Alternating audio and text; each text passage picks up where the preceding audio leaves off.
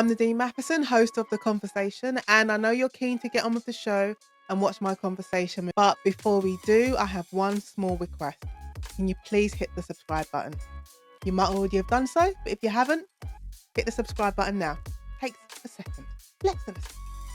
Right, thank you very much, and let's get on with the show. I'm Nadine Matheson, host of The Conversation, and I know you're keen to get on with the show and watch my conversation. But before we do, I have one small request. Can you please hit the subscribe button? You might already have done so, but if you haven't, hit the subscribe button now. Takes a second, less than a second. Right, thank you very much, and let's get on with the show. G.D. Wright. Also, Gary, welcome to The Conversation. Hello, thank you for having me. You are welcome. We were, like always, we were chatting away before we officially started recording, and we were talking about the validation of calling yourself a writer. When did you feel Yeah. comfortable calling yourself a writer? Do you know what? It wasn't with the books as such, it's with the film. 'Cause I am coming to you live from a theatre at Pinewood Studios, where we're filming my debut feature, which is called Breathe Deep. But yeah, with regard to the validation side of it, it's a really weird thing because I think as authors, we tend to not denigrate ourselves, but put ourselves back a little bit. Mhm. You're always very humble. Everyone in the author world is very humble, generally introverts, and you don't like to brag about what you're doing. So, when people say you're a writer, you go, well, I am, but also I do this, that, and the other, and sort of Yeah. divert away from naming yourself as a writer. But people should be proud. And we was talking about you. I know, it's your podcast, but you were saying like you don't practice anymore, and you do a bit of teaching. You said to me just before here, you said it's hard to call yourself a writer, but that's exactly what you are. With your I pedigree of your know, CV, you're a which is writer. and isn't it ridiculous? Because if I do look at, which is cool, like I have a Yeah, backlist, like yeah, you can see behind yeah, me, I have a yeah, backlist, and if I look at my backlist, I can see a shelf of, I mean, it's not a whole shelf, but I can see like a fifth of the shelf is taken up with my books. yeah. So I have books. I am a writer. So why am I? If someone says to me, "Are you a full-time writer?" and I'm like, "I am and I about it." I'm like, "Well, no, because I still do teaching. Yeah, I yeah. still do this. I'm not practicing. I'm not going to court every day, but 95% I think of my working life now is writing. And It just for is or writing clarification, related. well, you're not going to court because you're a solicitor or barrister. Now, what were you, solicitor or barrister? A solicitor advocate. Solicitor advocate. A So yeah, solicitor you're not going to advocate. court because you're not criminal. It's because you were work. Not because I was a Have you hit a criminal. million words yet? I find that a Oh, really interesting thing. Like, have you hit a million words across your books? oh. Let me do a quick mental. Well, well, I overwrite. So if I did my first, I would say my first draft, so maybe about 125,000 words. Mhm. I've written four books, 100. No, I don't think I've hit a million. Actually, no, I've done four books that are published. No, five books that are published. Yep. If I include myself, obviously include my self-published book. Yep. So, and then there's two books that haven't seen the light of day. I think I probably pushing maybe 750, Yeah. 800, maybe eight, That's yeah, maybe crazy when you think 800. about it, isn't it? When you think Yeah, about it, I that's hadn't thought crazy. about writing. Have you written a million words? No, no, no, no. I mean, 2 published. I've got another 4 written, but mine are I come in at about 100, then bump it down to between, like, about around 90, I think, is my sweet spot. Um, so yeah, but that'd be an interesting sort of milestone for people, wouldn't it? It Like is, when your published work meets 1,000,000 words. and it's something I haven't thought about it. And I think if you do if you do quantify it that way, I don't. You probably have less difficulty calling yourself a writer. Yeah. I just think of the amount of times you press space on your keyboard when you're writing a novel. It's had some good use over the years. Anyway, that was a weird tangent to go down, wasn't it? But we like the tangents. Honestly, we definitely like the tangents. But it is a strange thing. I always say on this podcast that whatever your previous job was, even if you did it for like a month Mm. or 2 months, you'd have no issue. If someone said to you, "What do you do?" "Oh, I was a plumber. I was a Yeah, yeah, dentist. yeah. I was a Yeah, teacher." You could have done it for a week and decided, "I'm not doing this anymore." But you would have yeah, no issue saying, "This is who I am." But yeah. when it comes to saying to someone, "Are you a writer?" Yeah. Oh, you Do you full reckon time? it's 'cause it's a Hmm. bit different though? Like, and maybe people, I don't know, not don't wanna talk about it, but, um, I don't know, just know that there'll be a plethora of questions come your way, like, "Oh, what's it about? Tell me more," and I don't know why you wouldn't. Um, I think it is a combination of there will be a plethora of questions. Normally, the most silly one is, have you written anything I've read? It's like, well, I don't know what you've Yeah, read. I what have don't you know read? what's on your bookshelf, and I can be sarky, but I'm like, I don't know what you've read. So you get those questions. Mm. But I think there's probably a lot of assumptions that come with the title of writer. I don't think, and no one's, I always say, no one's thinking of the progress and the path for you to get to that point where your book is on the shelf. All they're seeing is your book on the Yeah, yeah, shelf, yeah. and they're assuming that, oh well, you basically must be loaded for Yeah, starters. I yeah. think that's basically, you must be loaded. You're living this amazing life, and yeah, but not thinking that there's so many things that go on behind the scenes, and just because your book on the shelf doesn't mean that that you're loaded. I can vouch for Yeah, that. and also as well, I think that just because you have one book out, or maybe two, three, and you got four, you got a backlist. There's no guarantee for the future. You don't know if that No. next book is gonna be, if they're gonna take that next book, or if it's gonna take off in terms of sales or Yeah, and it's very critical acclaim. interesting because, like, you look at, the writing community, like, we write crime, obviously, so we know crime Mm, writers, and, it's very rare that someone will come along and be a massive hit from the outset. You know, it takes a yeah, while to build up a base and to build up a you do get people like Jenny Godfrey, for example, who comes along and, absolutely smashed it out the park in terms of sales and reviews and everything, but that's the exception, not the norm. Um, yeah, and it's quite nice, like building a base and finding your readers. You know, you find your people in life, but you also find your readers in our world as well. yeah. So yeah, I quite like that. But also, you know what you're saying. It's very rare that you come out the gates and you're hitting it big. Because even Oh, yeah, yeah, yeah. who wrote Girl on the Train? Is it Paula Hawkins? Is it Paula Paula Hawkins? Hawkins. Yeah, Yeah, go, that wasn't her first. It looks like her first book under Paula Hawkins, but she wrote. I think she was writing rom coms under her, say, really. her real name. Yeah, prior Yeah, to that. same with Callie Taylor actually. Callie started off Yeah, doing, was she rom-coms to start with, yeah, with rom coms. and then she turned psych after, was it 3 or 4 books or something? Yeah. And So Ian Rankin, it took 10 rebuses before Ian Rankin, became best-selling, so yeah. this is the thing. So I think on the outside it can look like, oh, it's an overnight success. It's like, no, there's very rarely are there any overnight success, and even with the overnight successes, there has been a journey for them to get to the Oh, point yeah, of, absolutely, now I'm ready to write this book. absolutely. So what I'd written down to ask you, right? Even though I know you, but I had I had my question written down, and I was thinking, if when we look at your bio when you go online and you go to GD Wrights website, and you have your bio and it says that you joined the police force when you were 18. I did. Did you? You did. I know you joined Kent Police, but did you want to write at 18? Was it anywhere in your orbit, or was it just, I'm just going to join the police?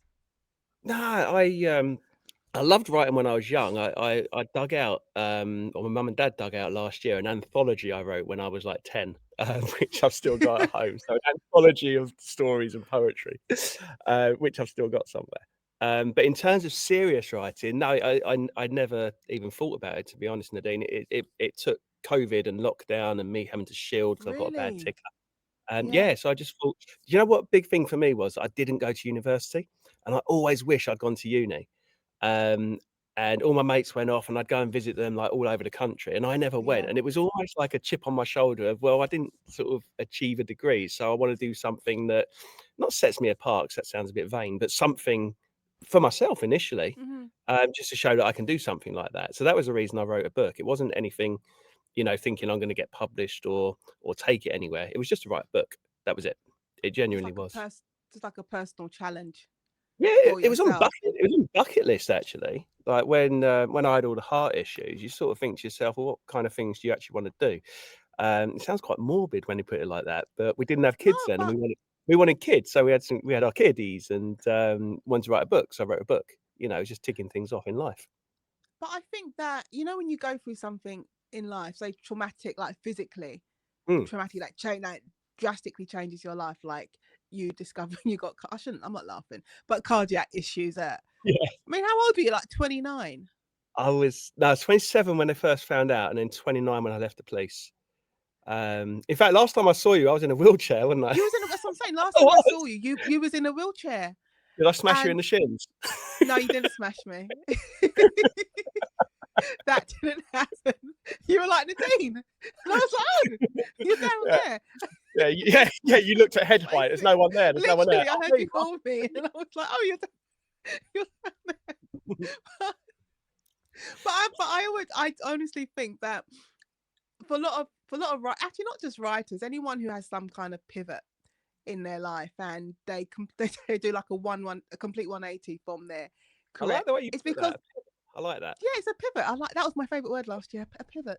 But I do feel it's because something has happened in either physically, in Mhm. terms of in terms of health, or there have been changes that they've had no control of. So the company they work for said, well, we're making you redundant today, or COVID kicked in, global pandemic, and Mhm. you're forced to look at yourself.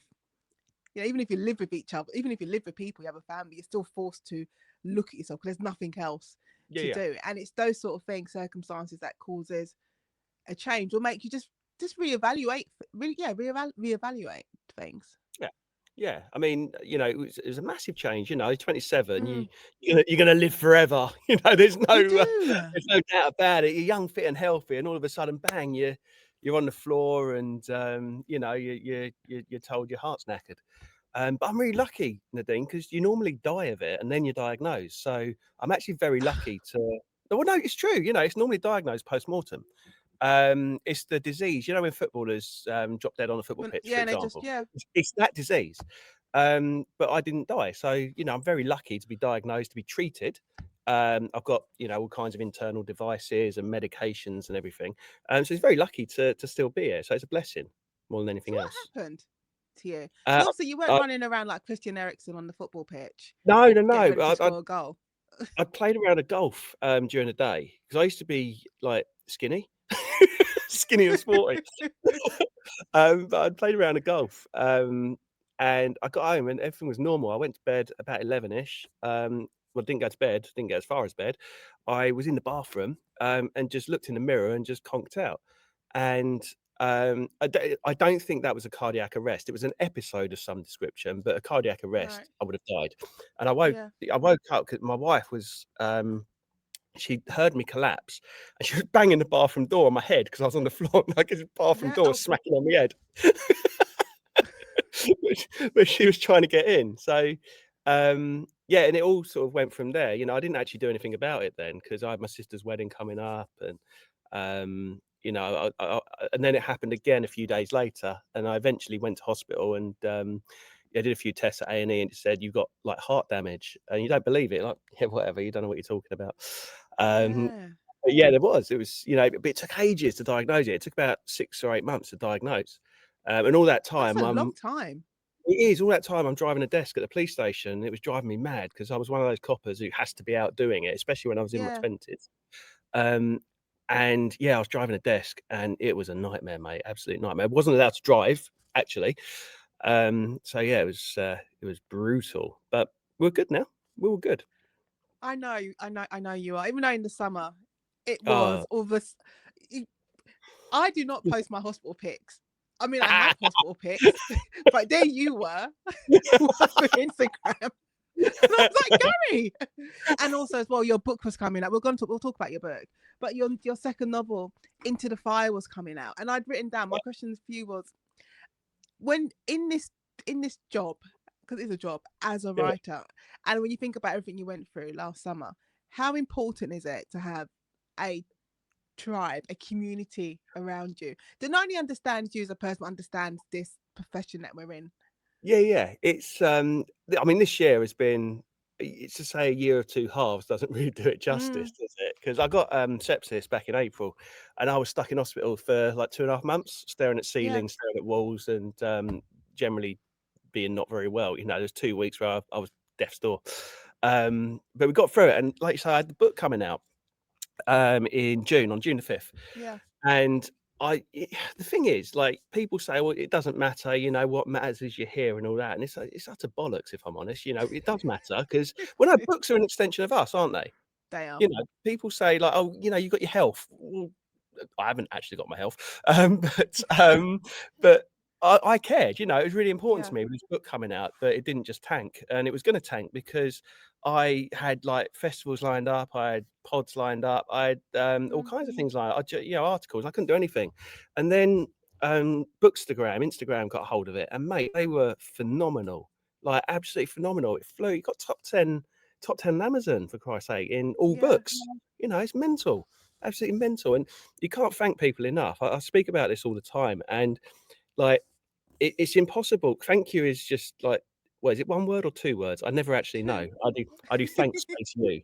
But yeah, it's two words, and it's just not enough. Like for what people did for me. You know, people made videos and shared videos, and just the amount of love that was shared. It was phenomenal, absolutely phenomenal. Yeah. I always say to writers when they're looking for advice, and I'll say to well, my number one advice is always don't send off your first draft. Like you don't, no one needs to read that except What's the you. second bit of advice? Become ill, The go into second bit, hospital, and have people feel sorry for you. yeah, I leapfrog that bit. But no, you need to find your tribe, you need to find Yeah, your community, you need to gather writer friends. You have obviously you have your friends, people who know you from maybe when you were at nursery. You have those friends, yeah, but they will be there to support you in terms of your book is out. I'm gonna go and buy it, and I'll tell my other friends about it. But yeah. those who know that process that you're going through, that journey, what it's like when you're staring at the screen and the words just aren't. They don't even. I always say to myself, I don't even know what words are at this point. Yeah. They're Just not coming random together. random letters all They're just jumbled yeah, up and just making no sense whatsoever. exactly. So you need someone who friends to understand that when you email them and say, I don't know what this is supposed to be, and they're like, can you take a look at it? They understand. Oh, mate, And when we you have an yeah. exceptional WhatsApp group. Yeah, I guess you're on a few WhatsApp groups with yep. writer friends. We have an exceptional WhatsApp group, which is very interactive each day. Yeah, man, I can't say any more because 'cause they'll lynch me, but, we just have a an exceptional WhatsApp Mm, group, and, yeah, friends are everything, like you say. yeah, you need Friends are everything. you definitely need it. So when you obviously you had to retire, which is just it's mad, isn't it? Think of that at 30, you're having to retire from this job you've been doing since you were 18. Even though people joke about, oh, I'd love to have early retirement and stuff, but you want to do it when it's your own choice, not when Yeah. it's a decision that's been made for you. Yeah, I mean, there was various reasons, mostly financial, to be honest, and I won't bore you with that. But when I Mm, went was sort of the best time for me to go financially, yeah. because they were changing the pensions and things like that in the police. So that's why I went when I did. But also, like I touched on a minute ago, I was one of those coppers who had to be out on the street doing it. Yeah. I wasn't strategic in terms of sitting behind a desk and creating op orders and you know, directing the troops, as it were. I was one of those who actually wanted to go out and do it, and to not be able to do that was horrendous. You know, when you see all your Mm, mates going out and still doing it. But yeah, I thought I'd miss it more than I do. I've got to say. Um, no, I still it's dream about weird. doing it though. I still dream D- about, yeah. There's things that I dream about. It's really weird, like but I can't remember them. But I know that I dream sometimes of still being in the police. It's a great job. I I was dreamt I was late for court the other day, and I woke up and I was like, and like there was a minute, and I was thinking, where's my wig? Where's my gown?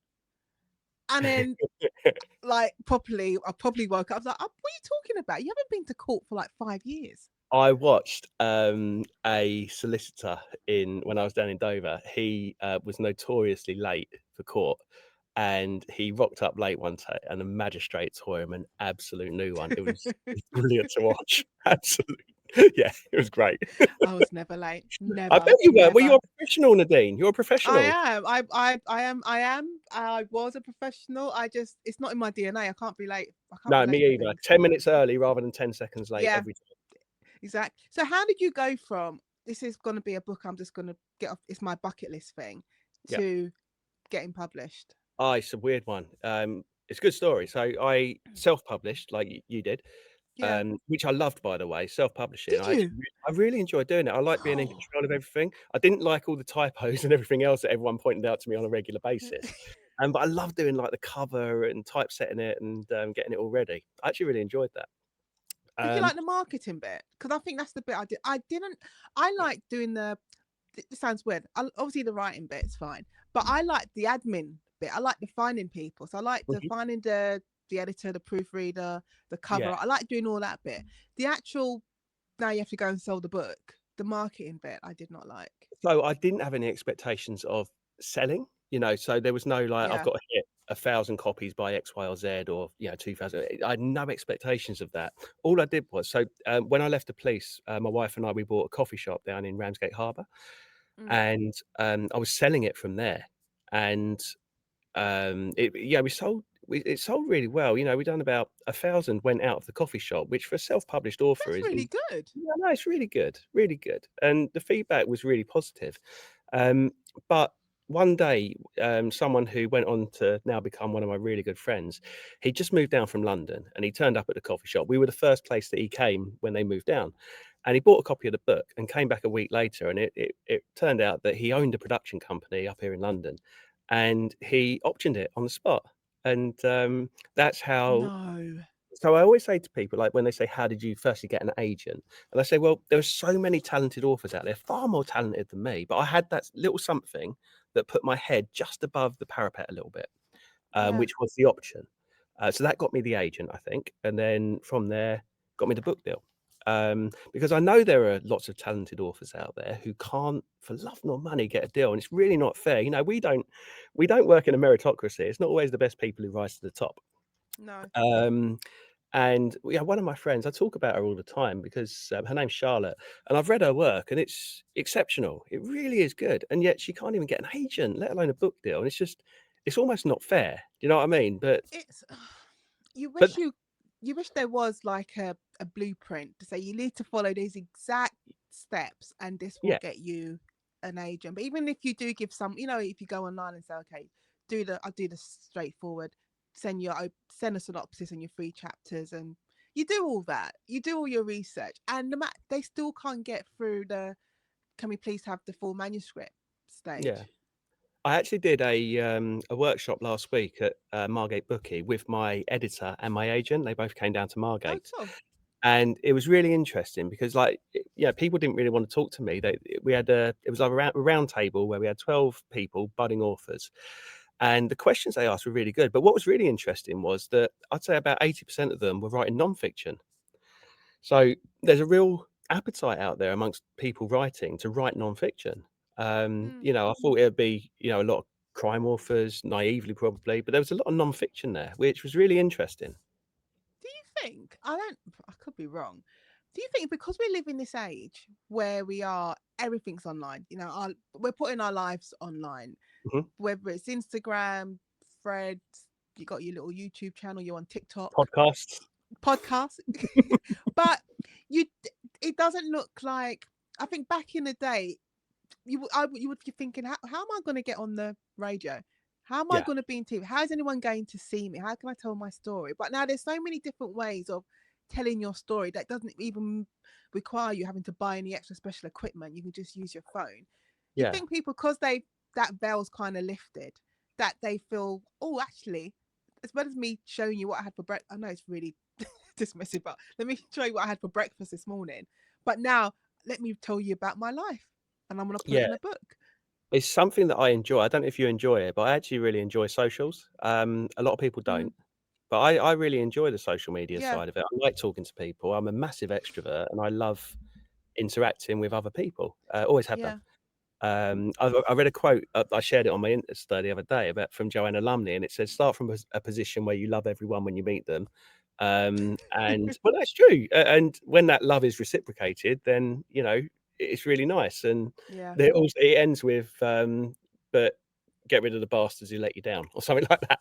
But it's a really nice quote. You start off loving someone, and it can only be good in my eyes. Did the when you had the round table, Mm. did your agent and your editor did they give some kind of explanation of what they're looking for? Why even the Yeah, most yeah, talented people can't get yeah. through? It was so. There was a lot of stuff, not pitched, that's the wrong word, they weren't there to Mm, pitch. It wasn't a pitching session. It was more of a how to refine your, submission stuff, yeah. for example. What my agent likes, what my editor likes. in terms of submissions and where the market's going at the moment, because that's so important. You know, it's a business, and Yeah. if your book's not in the right area of the market for selling, then it's very rare that it's going to get picked up. You know, But and this, but I was gonna say, but this is the thing. Like I will always say, and I still stand by it. I would always say to writers, like, don't write to trends, because what's a trend this week? The time your book comes around in in 2 years, the trend could completely absolutely. So, change. you know, we look at what's in vogue at the moment, you know, romantasy, which had, Mm, you know, it was off a cliff a few years ago, and now yeah, it's all the fashion again. Like cozy crime has really peaked recently, and they reckon that's on a downward trend. So you like you say, really, it's all yeah, that's what I got told. So it's all a circle, you know, it goes full circle and it will come back again. So yeah, don't write to trends. That's a great bit of advice because, you know, write what you like and write what you love and write for yeah, yourself. You know, write for yourself first and foremost. yeah. So basically, the agent is saying like they're looking at the market and what's present Yeah, when they're getting the submissions, and yeah, if it fits.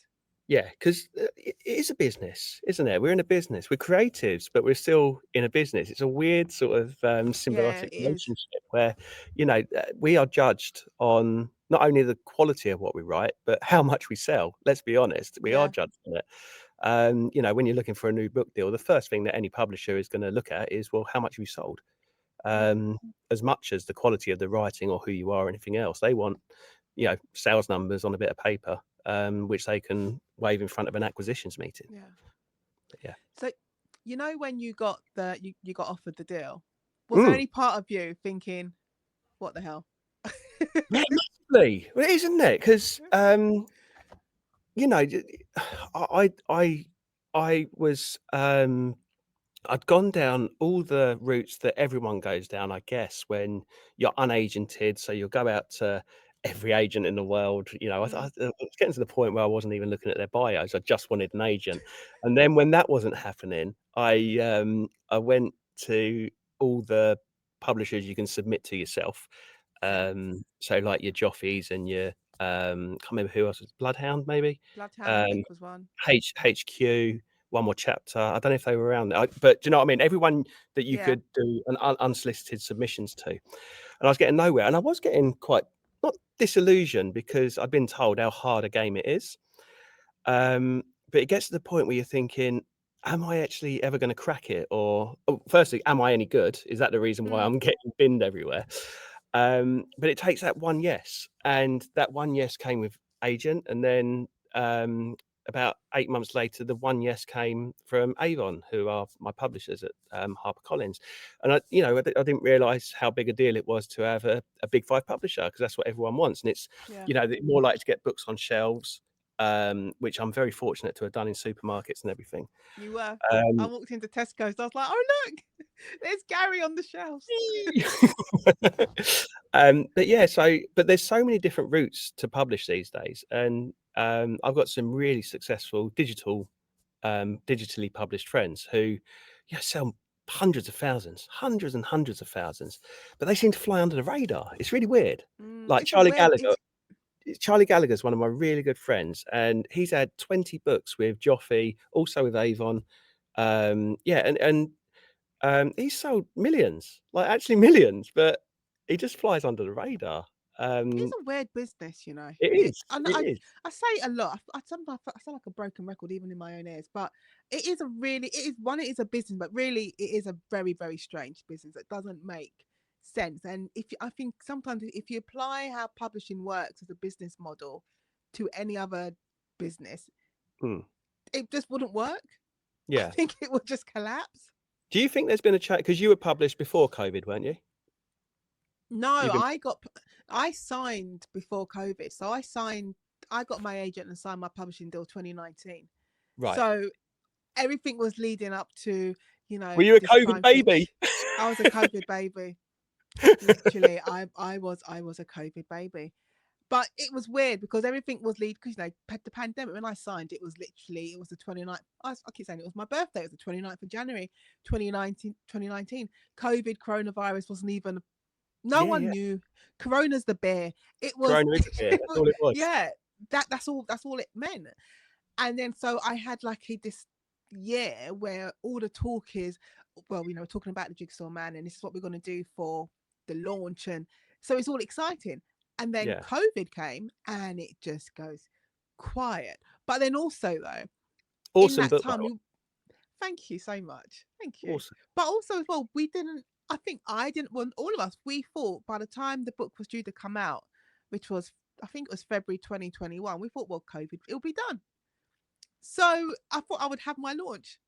I'd Yeah. have my whole debut experience. But when February 2020, I think it was in the second lockdown. Yeah, it was in the second lockdown because I didn't see my book in a shop until May Yeah.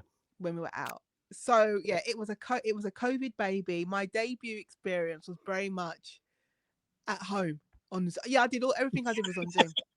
Everything was on Zoom, and I remember, I'd never used Zoom. The thing is, I'd done like video links in court. So, the whole concept of being on camera, it's not, it wasn't alien to me. But we never used Zoom. So now I had to use Zoom at home like everyone. I didn't have a ring light. I had like two different lamps. Like it was just the whole thing was just ridiculous. Just ridiculous. But I wasn't the only one in that situation. So My wife, yeah. she's a fitness instructor, and she had to. We redesigned like an outbuilding that we got into a fitness studio for her, and set it all Yeah. up with Zoom and everything, so she could teach her classes. It was a different world when you think about it.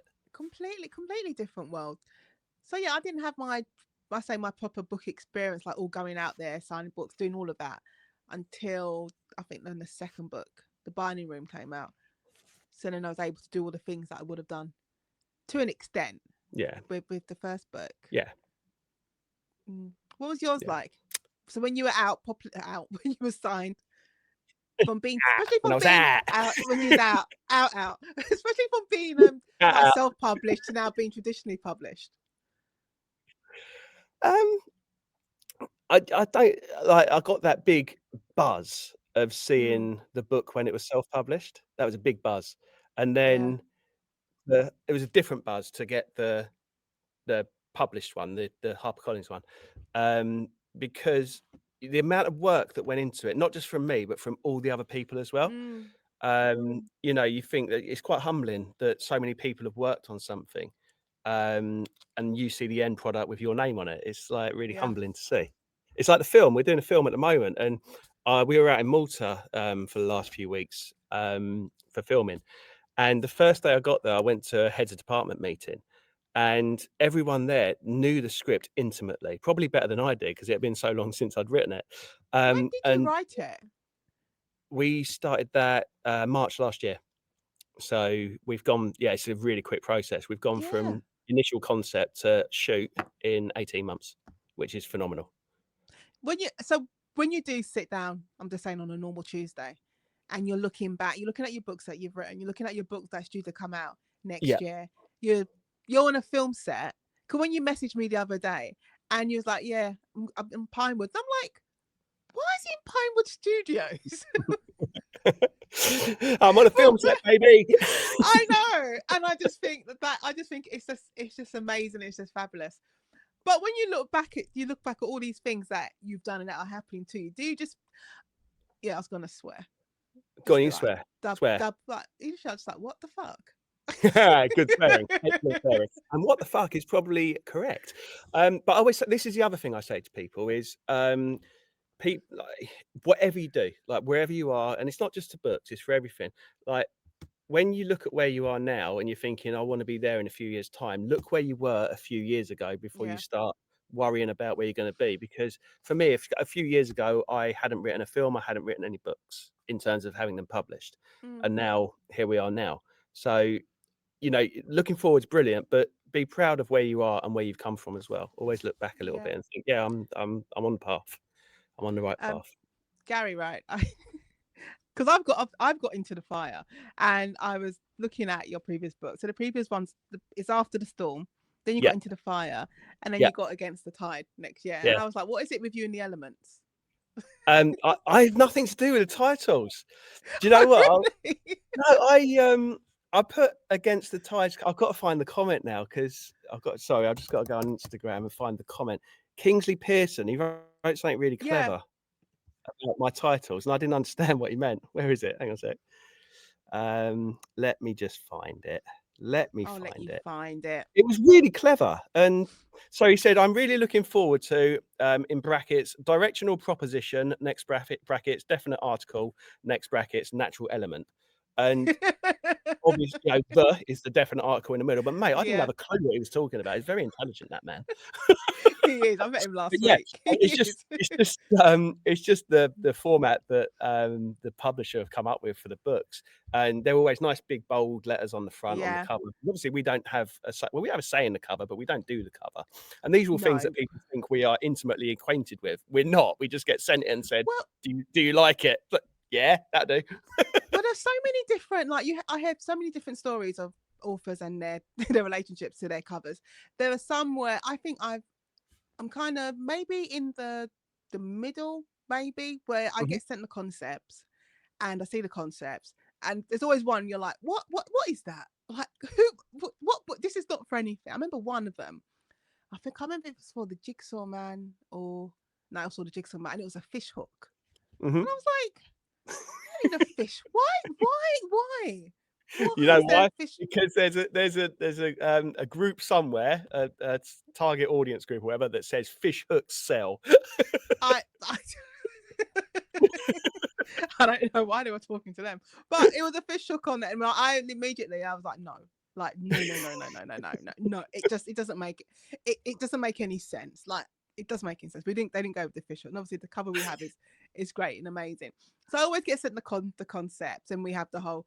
Do you like it? Do you not like it? And I always work from the base. I can tell you what I don't like, and then we can work Mhm. from there what I don't like and what I don't want. So it is very much like I say, it's collaborative in a Yeah. sense. Like my agent's involved, I'm involved, and obviously and everyone's involved, and then they work out, like the imagery. Then we start talking about the colours and things, and Who's then you your realise agent? if you're Ollie Munson, How long AMF have you been with Ollie? Since since the the start? beginning. Yeah, Really? since 2019. Yeah, he's brilliant. That's he's Nice. getting his shout out. He's a brilliant agent. Well So done, yeah, Ollie. well done, Ollie. So you get, and then obviously, then when you're writing a series, you then like you realize there's a brand look. Yeah, So then, in a sense, the next covers will kind of follow that brand yeah, look. But then there's other authors I've spoken to where there is no discussion, no nothing. It's like this is your cover, and yeah. they're like, "What? This is your cover? I don't like it." And next thing, like it's out. That's I your see, cover. I've not had that issue because I love my covers. I No, actually really like them. yeah, I But like yeah, it. I like I'll into. be I'm honest, I've showing it. never I like challenged into the it fire. actually. There it That's the is. proof. Yeah. There's my second child. Third child, fourth child, sorry, I've got 2 in real life. Hello, Don't Florence and forget the. Sonny, by the way. But yeah, no, the first one was really striking, and then the second Mm, one, followed the same pattern, and I have seen the third one, like the concept for it, but it's not quite ready yet. There's just a couple of tweaks that they need to make. So I have yeah. seen the third one, but it follows the same format, the 3 words, in bold on the front, and then my name at the bottom, and then a picture behind it of, the tide. Imagine that. So I have seen it. But who came up with your titles? Your editor, or was that collaborative as Yeah, well? I don't know if that was, oh, you got a proof there as well. I just saw the back of Yeah, it. this is the proof. Yeah, I got the proof. Oh, yeah, I had Mm, a proof sent you, and you will be getting a proof of the next one as well. Thanks, thank you. Nadine. You're I welcome. know it's for a quote. Don't worry, there's nothing philanthropic about it. It's for a quote. Do you do your actually talking about that? Do you do your like approaching people for quotes yourself, or do you have people do it for you? Do I have people? You have people, you have people, darlings. I think it's 50-50. Mm, Like I will get yeah, I think it's 50-50. I will get asked what's for my list yeah. of authors who I want the proofs to go to. So I'll send them my list, and then you just hope that they'll send Someone will quotes say back. something. Yeah. But normally usually I don't think I've ever been in a position where I've had to chase anyone. People have voluntarily said I've read it and here's the quote, or it's come directly to me, or it's gone straight to my editor. Yeah. And then I yeah, so I I suppose slid I've into asked a people, lot of would you want a DMs. proof? Yeah. I But slid into I a don't lot think of I've DMs. chased. It was Yeah, very, you did. very cringy. He slid into my DM. Just I slide slid into into my everyone's DM. DMs, Nadine.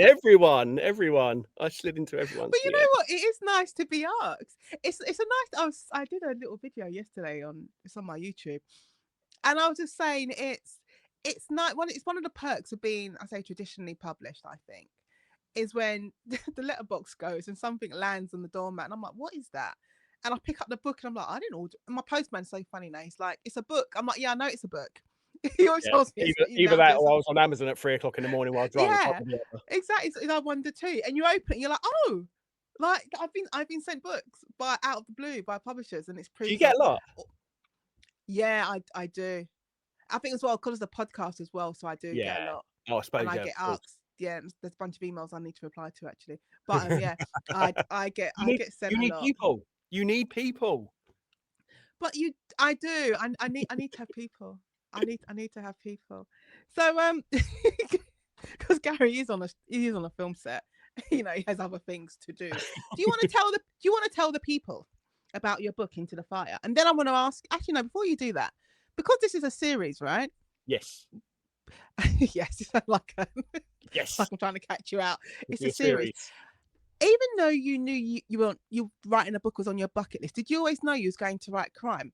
Because it doesn't just go. It's not just a given because you worked in the police that you're going to be writing crime fiction. I I I can remember I wrote some what would very loosely be described as picture books to start with.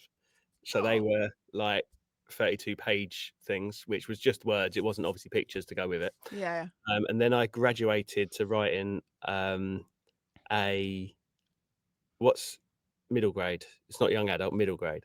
So I've got a middle grade there. Um, it's middle grade. I'm never even sure. I'm to be honest. I'm never really sure the age. Is it like 8 or 9? that's what I think. That's what I would say it is. Yes, that's what Okay, I'd say. And then young adult is like the initial Harry Potters, I guess. yeah, maybe 11, 12 upwards. Yeah, I don't know. and then obviously adult. Yeah, But yeah, so I sort of graduated through the ages to writing the first one. Um, so it was like word counts. I was, writing less to start with, and then wrote yeah, and more, then then wrote more. But yeah, crime. I'm, I'm lazy, and it's what I know. Didn't have to do research, so it's sort of what I know. but you know when you are, I know, but you You know know when you what are you know. right, You do the same, you Nadine. You write what you know. You do, but I did make the decision not to initially do a legal thriller Mhm. because I just, it's me making assumptions that people would assume because I'm a lawyer, that's what I did. That I would obviously I'd write a legal thriller, and I'm like, I'm not doing that. I don't want people I know calling me up, going, Nadine, why have you said X, Y, and Z happened? Because we know that would never happen in court. But Because exactly that. You have to take liberties now and then. you You have to have take, to. you do. Let's be honest, police stations are boring. Courtrooms are generally boring. You know what I mean? You get like a bit of juicy stuff every now and then, but the majority is just a load of waffle in both settings, isn't it? Yeah. It is. Who wants Well, to see? I'm always 5 hours of asked. legal arguments? You know what I mean? No one wants to see No, but that. it's true. I mean, I'm always asked like, where did you find the time to write? And I will stick by it. You need to steal time. But my version of stealing time was when I was in court. I can clearly remember, as clear as day, sitting in Woolwich Crown Court, sitting in the back of court, and my case Ooh. was listed. Yeah, list. My case is for 10 o'clock in the morning. My case did not get called on till about 3. Yeah, What am I? There's only so much preparation I can do for this hearing. yeah. That only took about 15 minutes anyway, but I had to wait because there was a Go phone guilty. and There it you was go, done. yeah. No, I didn't. I gave better advice than that. But in those moments when I've done all my preparation for the case, when I've, how many times can I see my client?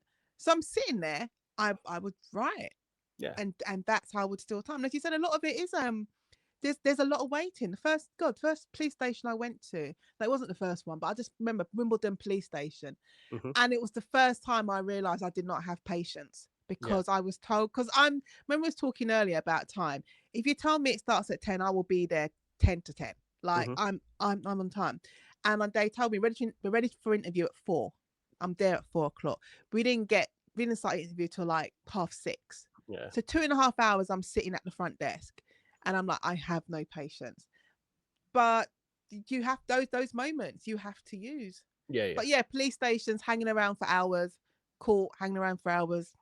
Yeah, and that's It's generally boring. what that and paperwork. And no, we don't want to read about paperwork or anything. So you have to take liberties with what you're Yeah, you writing. do.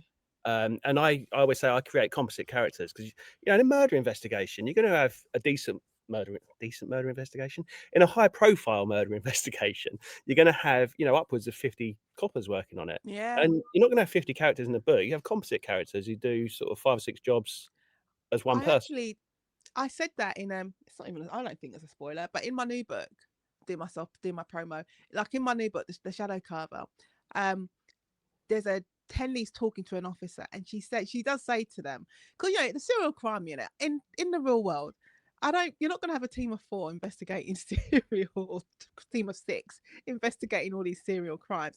And she does say, look, if this was a normal murder case, we'd have a team of 50 Yeah, yeah, plus, but it's not normal. But that's yeah, just my way of saying, I'm taking dramatic license yeah, yeah, yeah. with And you have how to. police investigations would work.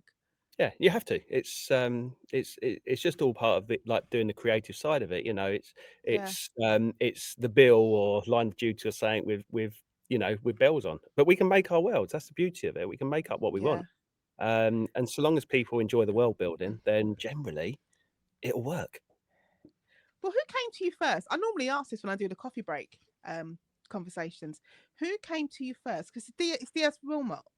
That's your She um is the, she's like, the your central character. So she's the character who runs through all the books. All the books I intended to be standalone books, yeah, set in the same location with the same detective, but could be read pretty much in any order. yeah. That's how I always wanted it to be, with the location actually, being central. So I like to treat it's set in Beachbrook, which is a coastal town very similar to where I live. Mm, And, yeah, that was always the central character. I like the location to be a character in and of itself because, yeah, like, these little coastal communities, they live and breathe themselves, you know, as much as the people who live in them. That's going in the next book. It lives and breathes itself as much as the people who live there. That is definitely, definitely going in the that's next a book. I good like that. line. Yeah, good line. That is a Good good line. line. Do not But that steal was it. always intended to be the central premise is it's a Yeah. small town community where bad things happen. So that was probably the first character, albeit it's not a character that I thought of. No, but I think Location. I always say I think setting is very much a character. In a way, it is Yeah, a character. it It can't is. just. It needs to serve a purpose. It can't just be, well, I'm just placing it here because I like Yeah. it. It's like, what is it adding to your story and to the actual characters within the Yeah, book? yeah, absolutely, absolutely. But yeah, Wilmot, she is a composite. I've said it a couple of times, but she's a composite of various people that I knew within the police. So she is a character who is very career driven, but is a mother, a single mother who is torn with the amount of time she spends at work compared to the amount of time she spends with her daughter, who's growing up too fast. Mm. She's very driven. She isn't to be messed with. If she's on your side, she's on your side for life. But cross her and she's gone. So it's all little bits of people who I knew as a copper. So yeah, I love her as a character. She's a good character. Okay.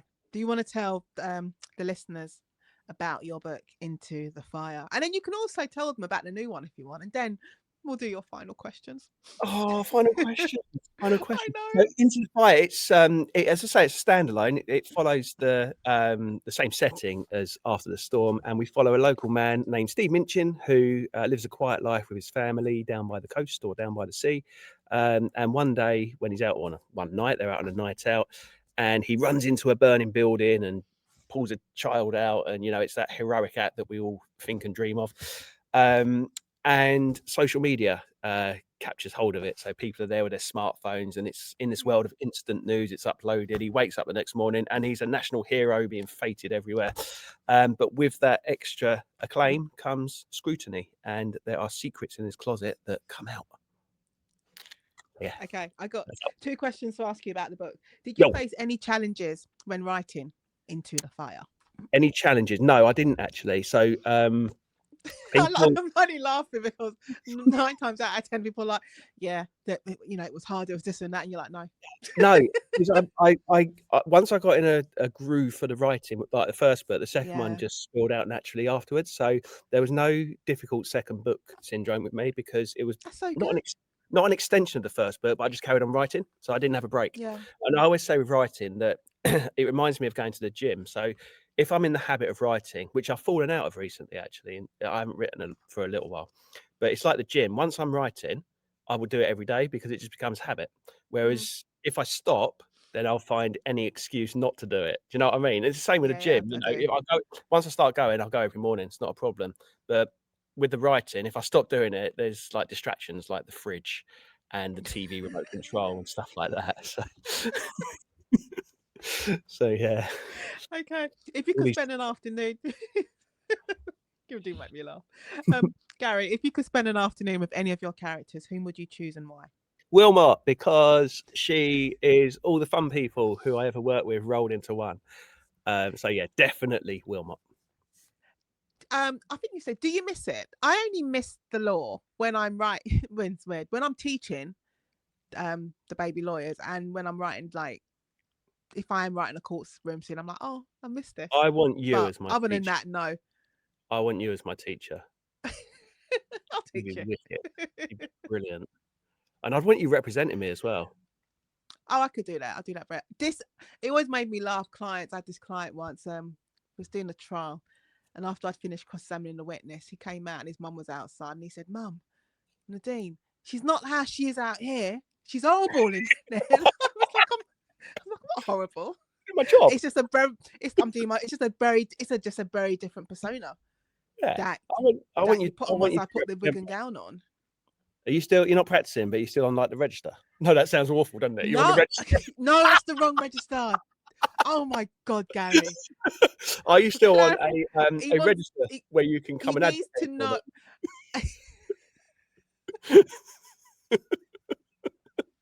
them? If you go on the Law Society's Mhm, website mhm. and you go to find a solicitor, I will be there. But it will say Yes. it will say non-practicing. So if I want to practice, I just need to renew my certificate Ah, I and I see. can practice. So I could represent you in the police station still though. That's not a Let's not problem. talk about registers ever again. No, no, no, no, no, no, no, no. I think you're talking about the duty solicitor call centre It could register. be. Yeah, that'll do. Yeah.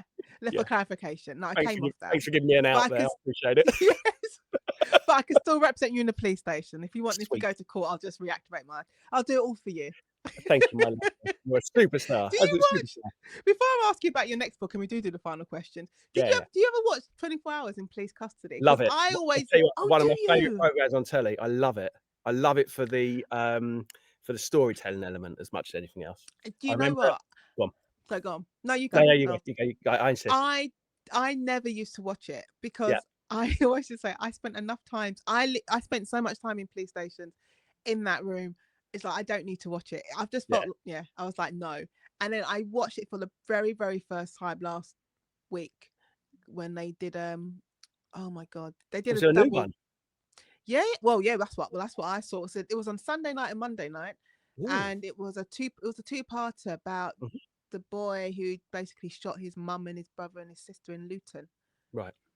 Yeah, and it's what you say. It was the story. It wasn't the police interview scene because I've done enough of those, Yeah.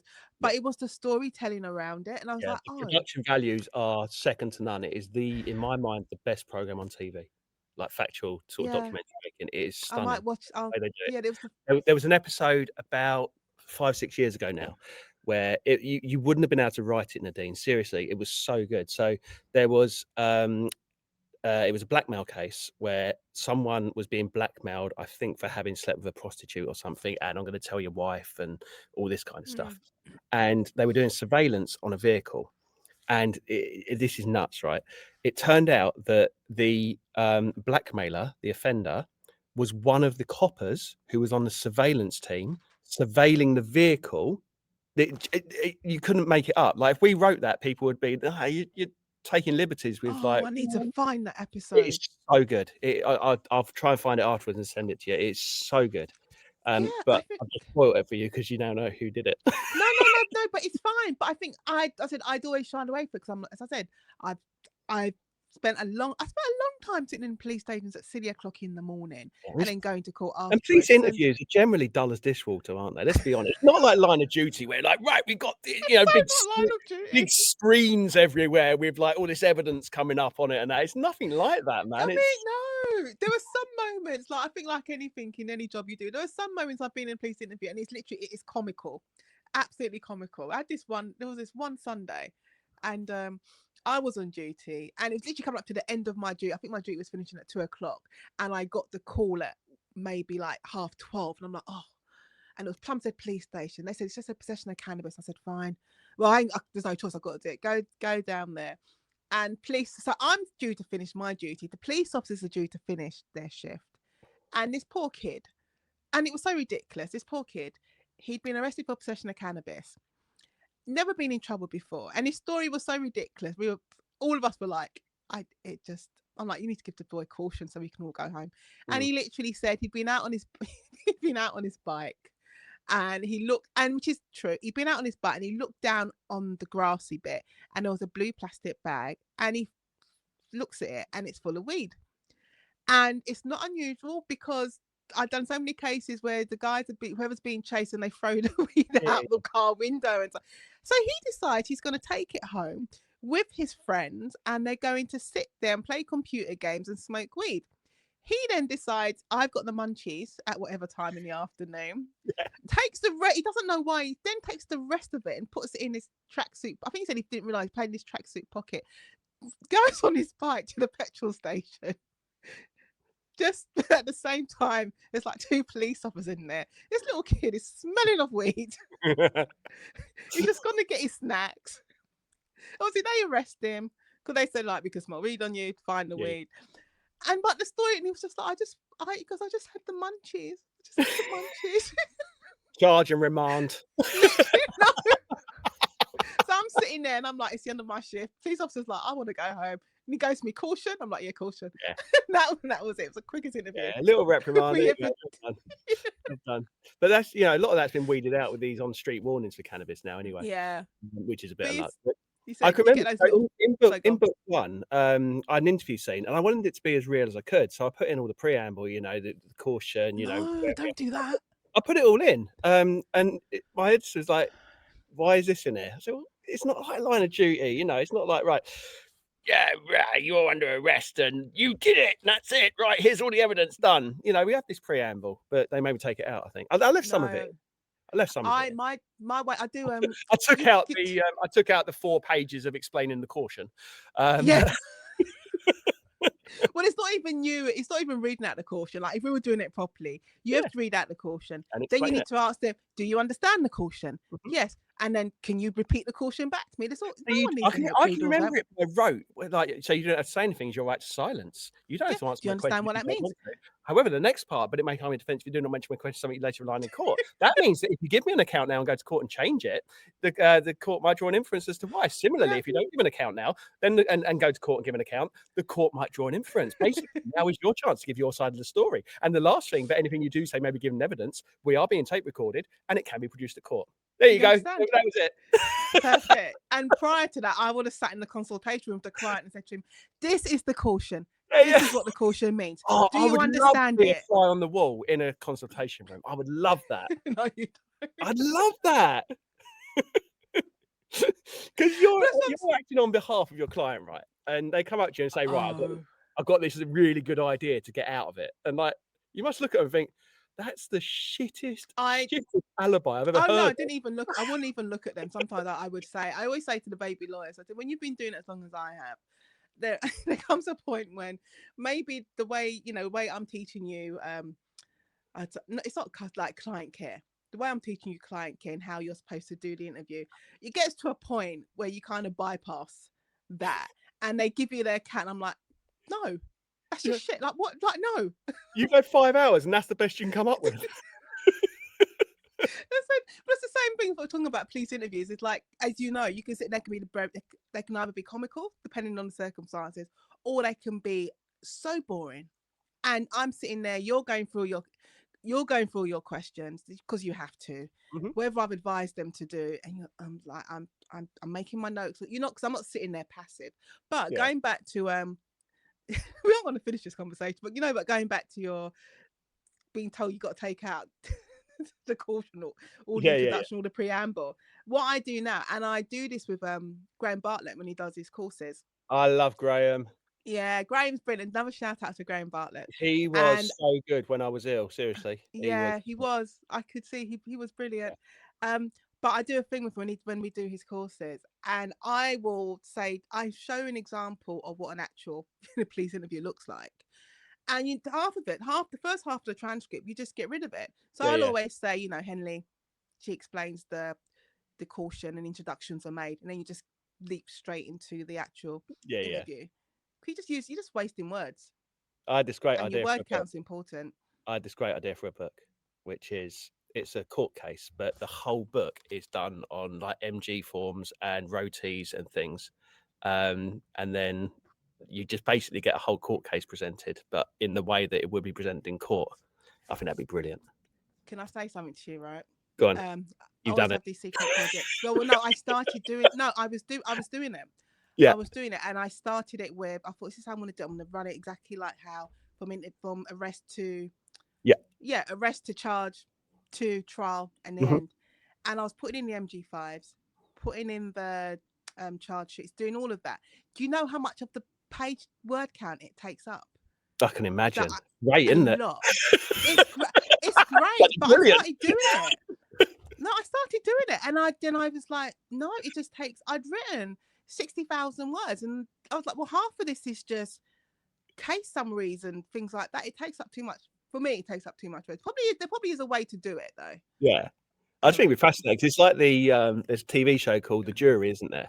Which Yeah. I came up with that concept totally independent, right? So I actually went out and pitched it to a few people. No, I did. I thought so something like, say, a really high profile murder case, like the Chillenden murders, which is local to me down in Kent. But you get all the evidence and you put it before a jury, but obviously everything is not in camera because that is in camera, on camera, or off. In I don't know what in No, camera in means. camera. But basically, It's strange, but in camera means that the basic proceedings are happening in secret right, so in court. definitely not in camera. It's basically a mocked Yeah, up yeah, yeah. courtroom with a real panel of 12 actors playing all the roles because you got the rotis and you got all the records of interview, and you basically play out to a jury of lay people, and then they go out and you see all the deliberations in a jury room and stuff and see what they think of it all. I just think that'd be fascinating for, semi recent murder cases. But then Channel 4 went and Yeah. did it, and like it was like I've come up with this great idea and it's been done. I Anyway, think in the descriptions I'm gonna have to do like a glossary oh because yeah, all the terms that roti we've record of used, dating. roti, MG5, What's things an like that. NG5? I can't Just so remember we what a 5 is. Five's not a no. it's the Seven's case summary case basically, isn't it? summary. Like how Seven's a remand application. I've forgotten them all. I've forgotten them all. 3 is advice. I can't remember. I'm have you terrible. done jury service? Yeah, I've loved done it. it. Can't Did talk you like? about it though, can we? Oh yeah, no, we can't. No, we can't talk about it. I forgot about. Loved it though. I've I done was enough for jury I trials. know I can't even say I was foreman. I'm not saying anything. I've just read, you know what? I've just read Witch Trial by Harriet Tice. Have you read it? Hold on, hold on, hold on, hold on. I've got it here. I'm Ah, there it saving it. is. I said I'm flying off. Not next Sunday, Sunday after. I'm saving it for the plane. Is she coming on Even to discuss it? yeah, in the new year, It's she really will be. good. But Genuinely, it's really good. I But now I'm paranoid about talking about anything to do with jury service after reading it. oh, but I made the mistake of reading the first two pages. I was like, no, like you're saving it for the plane. It's really But good. yeah, jury service was. I still don't think lawyers should be able to do it though.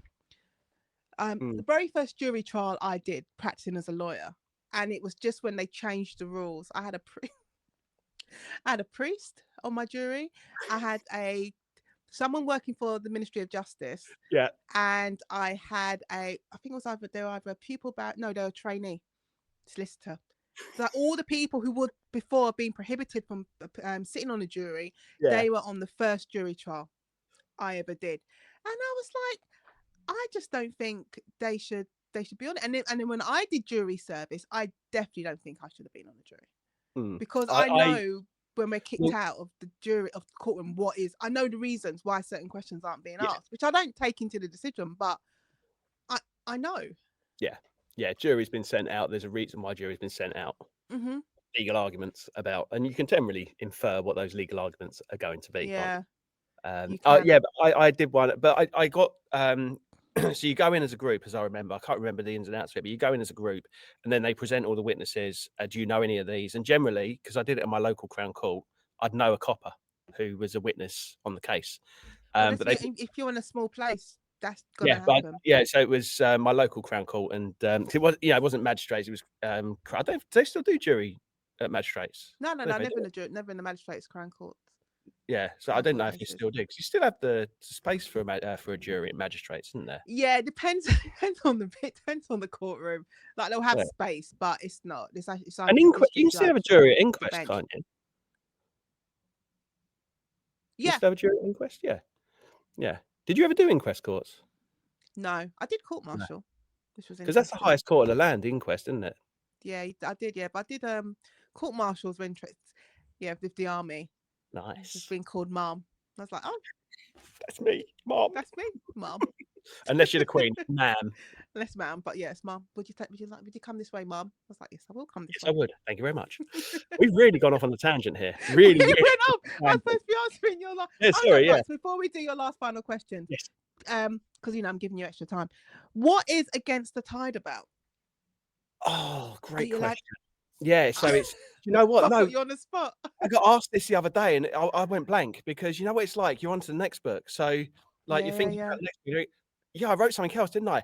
Shit." But it's about no, no, no, I've got it. I've got it. So it's a diary from the past, colliding with a murder in the future or in the present day. A diary from the past Yeah, colliding with a a murder in murder the in the future present day. in the present day. Yeah, yeah. Is that not very good? Yeah, no, no. I'm thinking. Because I'm thinking research. How much research do you? And you, yeah, how much research did you have to do to deal with Uh, the past aspects of it? so not a lot is the honest answer. Okay. It involves a sexual assault in the past. Oof. Um, so there were things actually like I can remember, like I didn't look into some things in the depth that my copy editor looked into the map. Yeah. Like when pregnancy tests were available and things like that. And the quality of pregnancy tests, and there's things that copy editors are brilliant, right? Let me tell you my favorite copy editor quote from that book, right? So I had a dance scene in it where my main character goes to see his mum. She's in a care home with dementia, and they dance a waltz to "Love of My Life" by Queen. Which I thought is a lovely scene. He's gone in, he's danced with his mum, and it's really nice. But my copy editor put a note on. Let me see if I can find it, because it is just no, it's so good. It is the best quote I've ever had, and I want to frame it. So You I want know to frame it? I know exactly where it is. Come on, open. Right, you've got to I will listen. let you find it. I'm listening. You will love this, Nadine. So it says. The I'll read you a little paragraph. "Shall we dance?" she asked, standing up as the speakers on the wall came to life. "Music, the doorway to the soul. Queen, a love of my life. Love of my life, sorry. A song from decades before, when life was a different place to be." So they waltzed together. So her comment is this: a waltz is usually in 3/4 time, and a waltz box step has 6 steps, 2 lots of 3. Queen's love of my life is in 4 whole time, 4 out of 4 time. So wouldn't fit with a standard waltz. Maybe waltz could be changed to something else in 4 out of 4 time with 4 steps, e.g. foxtrot, or a rock and roll basic step, depending on what he's more likely to be familiar with. Alternatively, if you want to stick with a waltz, you could change the song to something like Queen's Sweet Lady, which has a 3/4 time signature, and then they can waltz with either just 3 steps or just 6 steps. How cool is that? How do That is they know this no, stuff? I know, and I obviously took a picture of it straight away and sent it to the WhatsApp. Because This is this the is the kind of thing. editing that I like. I like But it is this. when you get a good when you get a really good copy Yeah, editor and I've had copy editors and I was like, I don't know why are you asking me this question? It's silly. yeah, Like, and that's been my response, and I've just ignored the comment. But I've had really, especially my very first copy editor for the Jigsaw Man, he was so good. yeah, He yeah, was so good. Even little things. And you're not thinking about it. It's like, Nadine, you're not gonna have these flowers in September. You're gonna have these. I'm like, I did not know that. Another yeah, one was like, these birds are not gonna be flying overhead at this time of year. They're gonna be these. And you're like, how do you know that? But they know all the most random things, yeah. which is great. Mate, I love that. That is genuinely, I'm going to That is frame it. good. I Brilliant. that is quality. Okay, finally, Sorry. Gary. I'm Yes. not asking you if you're an introvert or extrovert because you already answered it. But what I'm going to Yes. ask you: Yes. do you write in silence, or is there something on in the background? Oh, it's a great question. So, like that scene there, for example, I had "Love of My Life" on by Queen, because Okay. why not? It's a brilliant song and Yeah. it worked. And I also, yes, I write to music normally. It depends what mood I'm in. Like sometimes, genuinely, I listen to classical music. I don't even like classical Hmm. music, but I find it really relaxing to write to. I do. I Yeah. love it. Um, things like Adagio of strings and things like that. It's just really soft Yeah. music, really, yeah. But yeah, I listen to anything. I love music. Like music and food, they're my two absolute passions outside of writing. Absolutely. Okay. Yeah. Well, I don't know if you do, if you do need to answer it, but what challenge or experience, good or bad, in your life shaped you the most? My heart, definitely my heart. Yeah. Yeah, absolutely, yeah. But yeah, I always try and find the good in things, and like I wouldn't be Mm, writing now full time if it weren't for things that have happened in the past. So yeah. I genuinely am very lucky to still be alive on two fronts. Obviously, the sepsis in the summer and the heart from years ago. So every day is a I blessing. think I don't know if listeners would be amused by the fact that when you and I were messaging each other in the summer, it wasn't nothing to do with the books. It was like, "How are Help. you? You're in the Yeah. hospital. How are Hi, you? you're You're in alive. the hospital. You're How's alive. your recovery? Check us out. You're alive. We're both alive after our hospital experience. Woke up this morning. Good day. It's a very good day. He's like, "Are you home? Yeah, I'm home. Are you home? No, not yet." Anyway, if you could go back to when you were 25 years old and give yourself one piece of advice, what would it be? Don't take no for an answer. It's good advice. Yeah. I think so. Or Okay, get what is used to the word no, one or the other. you actually no, I think that is true as well. You get used to it so it doesn't you don't feel like, oh my God, it's gonna stop me. So then you Yeah, can ignore it. yeah. Okay, so what is your non-writing tip for writers? Mm, hmm, hmm, Go to the beach. I don't know. It could be anything. hmm. Always buy the best eggs you can afford. You know what? It's true. Buy the It's best true. eggs you can afford. Buy the best eggs. Yeah. It's it's a little thing. It's I the buy one the best product eggs. where it actually makes a big difference, the amount of money you spend It on them. does. That's It so Alan only Partridge. That is such an Alan Partridge answer. We buy the best eggs you can afford, darling. He's back on. I need to watch it. Yes. I Yeah. love Alan Partridge. I It's love him so so Alan much. Partridge. But it is very much an Alan Partridge answer. But I only started buying really good eggs by accident because I think I did a shop and they did a substitute. Because I was just like, eggs are eggs. And then they substituted it for They're not like, just eggs. they're not just eggs. They're not. It's so And the thing is, I know important. this because when I've gone to Grenada and we had chickens, this is a long story. Oh, We had chickens, so you're having your own eggs, and you're like, it's different. yeah. But then you come home, you just pick up the eggs in the supermarket, and then they Good and substituted fresh. it for like the organic, free range. I don't know, put them on a pedestal chicken. And I was like, Yeah. this egg is different. So you It buy is. good It is. The eggs. colour and everything. Golden yolks. Yeah, anyway. Yeah. It's good. Well, I've had my I do always ask for your non-writing tip, and it's buy good eggs. So Brilliant. Yeah. finally, Gary, where can listeners find you online? I'm G.D. Wright writes everywhere. So I managed to bag that name on pretty much every format because My advice, before we say goodbye, one of my points of advice is register your name ASAP. That's yeah, what you need to absolutely. do. Yeah, Absolutely. before someone nicks it. All right, I'm going to let you go. So I'm Yeah. just going to say thank you so much for being part of the conversation. Nadine, you're a superstar. Thank you very, very much. Thank you so much for watching the Conversation podcast. And don't forget to like this video and subscribe so you never miss a conversation. And if you'd like to catch up on more conversations, you'll find them linked on your screen now. And you can also listen to the podcast on your favourite platform. See you there. Bye.